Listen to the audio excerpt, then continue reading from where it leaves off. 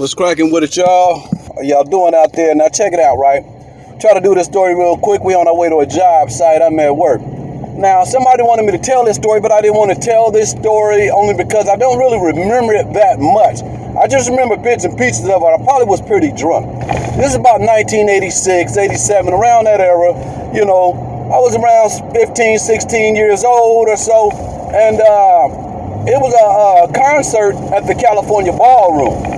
And what the California Ballroom is in Modesto, it used to be this little, I don't want to call it club, a little, hall that they used to have dances for the youngsters and shit. And the dances at the California Ballroom could have rivaled any grown-up dance or any grown-up party or whatever you want to call it, man. Because, man, we was in that motherfucker doing the shit, you know. That's when the prep was out. He was just prepping like a motherfucker. You know, they play the dog, we do the dog, you know, all that old shit, anything, throw that dick, you know, Luke Skywalker, it was on and cracking. And most of the times, who was throwing the parties or the concerts were Billy Stone. He was this cat out in Modesto. He had a little, I don't want to call it little, but he had a thing called Bill Productions and shit like that. And he used to bring everybody down that was hot around our areas and, you know, do shows at the little venue and shit. And so this particular night, he brought down, I think it was Bobby Jimmy and the Critters. I don't know if y'all remember Bobby Jimmy and the Critters. Had that song called Roaches. It was a parody of the song Rumors, and that parody, motherfucker jamming that song Roaches. Y'all look that up. Roaches, Bobby Jimmy and the Critters. And I think Ice-T was there, but Ice-T didn't perform. He was in the basement of the part of the thing, drunk, they say. Yeah, Ice-T was pretty drunk. My phone got messed up a little bit. Ice-T was pretty drunk. And so we didn't get to see Ice-T. He was down up in the basement, but NWA was there. And we didn't really know him as NWA, and they wasn't really super popular to us. You know, they had just came out. I remember they had, you know, World Class Record Crew. We knew about Dr. Dre and World Class Record Crew. We brought them down, and they turned it out.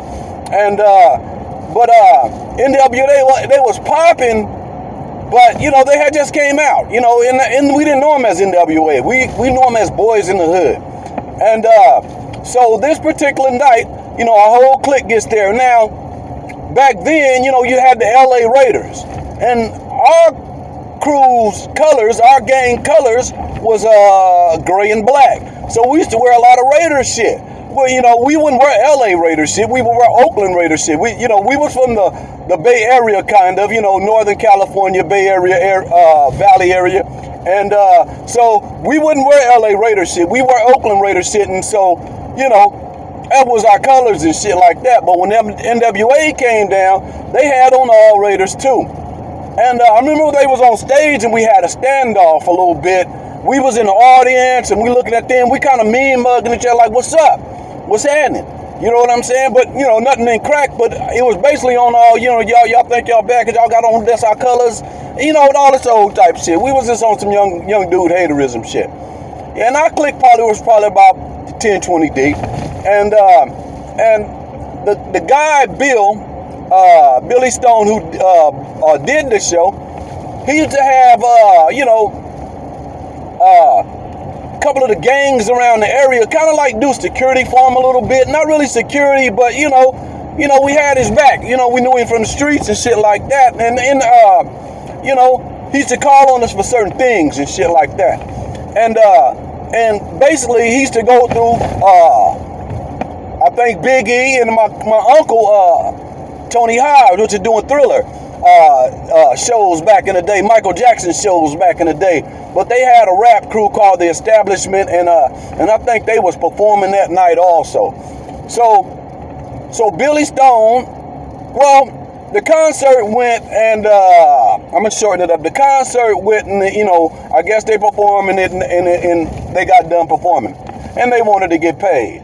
Now Billy Stone, I guess he didn't have the money to pay him or whatnot. And so I remember my uncle coming up to us, like, you know, Billy Stone want us to get his back and all this old shit. He got us and the Crips. And we got on stage. I don't know if we was on stage or we was in like this little hallway area, and we had a standoff. It was NWA and their crew, and it was Bill Stone, which was the concert promoter, and whoever else he had with him, and it was us and the Crips that had his back. And so we had a little standoff, and for whatever reason, it didn't end too well, right? I forgot. They say we got in a fight. I don't remember us fighting them dudes. You know, because I don't remember who was in there, who was ICECUBE, who was EAZY, or none of that shit. You know, I remember they was passing out albums. I think the albums only had Boys in the Hood on the NWA. You know, they didn't really have the picture or something. They was passing that album. I'm in my home. Everybody was getting their album signed and shit. And so after the standoff, you know, they say we got in a fight with the cats, but I don't really remember that. But I do remember us being outside, kind of like following them to the parking lot.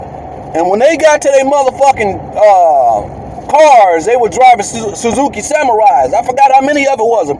But when they got to their motherfucking cars, oh my God, they came out with some choppers and got the shooting at us. And got the dumping on us and shit. And, I know you done heard this song when we get to, niggas get to falling and yelling and screaming and cussing. When I stepped back, kept busting and all this old type shit. Yeah, that was us falling and yelling, screaming and cussing.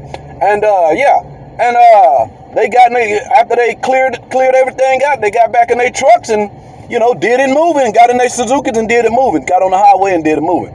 And so later on that night,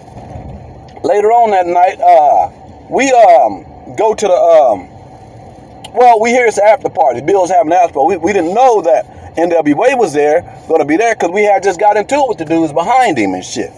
So we get to the after party. Bill didn't let us in because NWA was there, and he didn't want no problem. So we didn't get to go to the after party.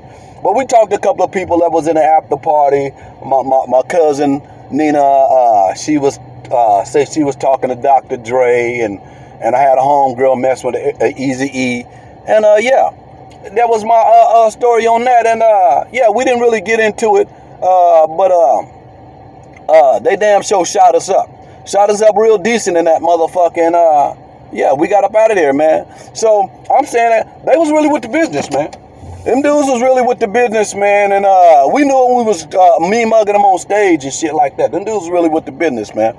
And that's my story on the NWA kick. And like I said, I don't remember all in the detail, because I was pretty drunk then that night. I remember that night I was pretty drunk, and we got into it with them NWA cats, man. And IceCube made the movie Janky Promoters. This is about my town in Modesto, and it's about, niggas in Modesto not paying the artists right when they come to perform and shit like that. And I was a part of that Janky Promoters. I told you a couple of stories, my concert stories and shit like that. I threw some shows and they ended up fucked up. And just like the story that I just got through telling you with my partner Bill, man, he wasn't paying them right for some other reason. We got into it with him behind the money and shit. And and I think Janky Promoters are made about those times and shit like that. And so. And I'm saying to say that I had a little something to do with Janky Promoters. Rock B. 3 on the tree. That's my story. 1.